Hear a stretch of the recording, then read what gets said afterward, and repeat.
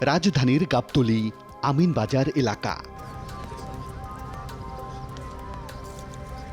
নদীপথ ধরে আমরা এগিয়ে যাই মাঝিরদিয়া এলাকায়।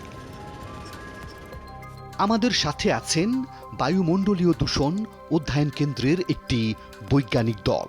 তারা মূলত প্রাকৃতিক পদার্থ যেমন বায়ু পানির পরীক্ষার বিভিন্ন কারিগরি সহায়তা দিয়ে থাকেন। এই কেন্দ্রের বৈজ্ঞানিক কর্মকর্তা ও গবেষণা সহযোগী প্রথমে তাদের যান্ত্রিক পরীক্ষা নিরীক্ষা শুরু করলেন।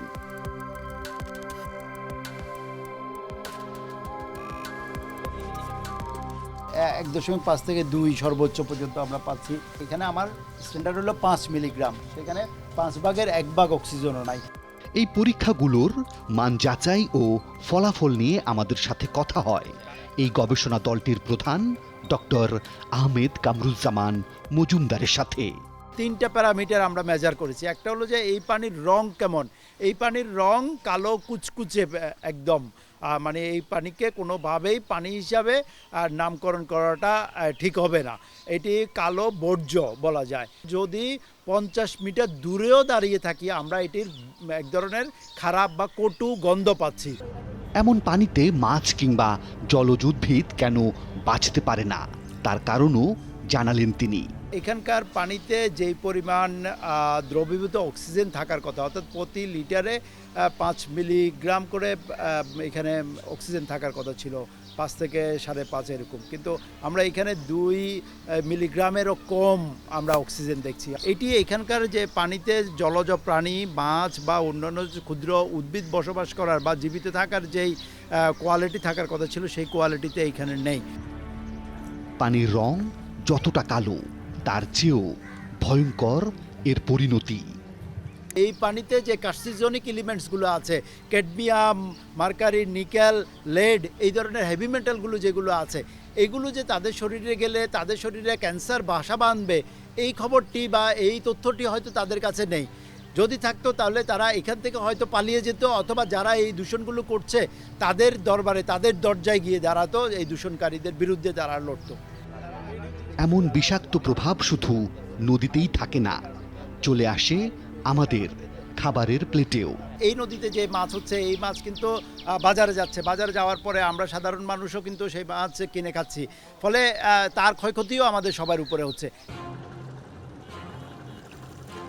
নদীর পানির এমন দূষণের মাত্রা দেখার দায়িত্ব পরিবেশ অধিদপ্তরের। আমরা এবার গাজীপুর জেলা পরিবেশ অধিদপ্তরে। পানি ট্রিটমেন্ট করা, জরিমানা আদায় করা এক জিনিস না। পানি ট্রিটমেন্ট করতে গেলে আপনি দেখবেন যে এই ধরনের ডাইং ওয়াশিংয়ের, ওয়াটার ট্রিটমেন্টের জন্য লো কস্ট কোনো টেকনোলজি নাই, ইট ইজ হাই কস্ট।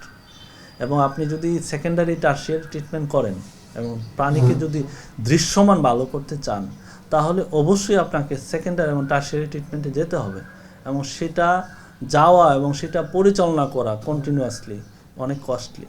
দেখা যাবে যে এই কষ্টের কারণে ব্যবসায়ী দেশে নাই। একটা কথা বলে, apparel industry and river can't go on the same way.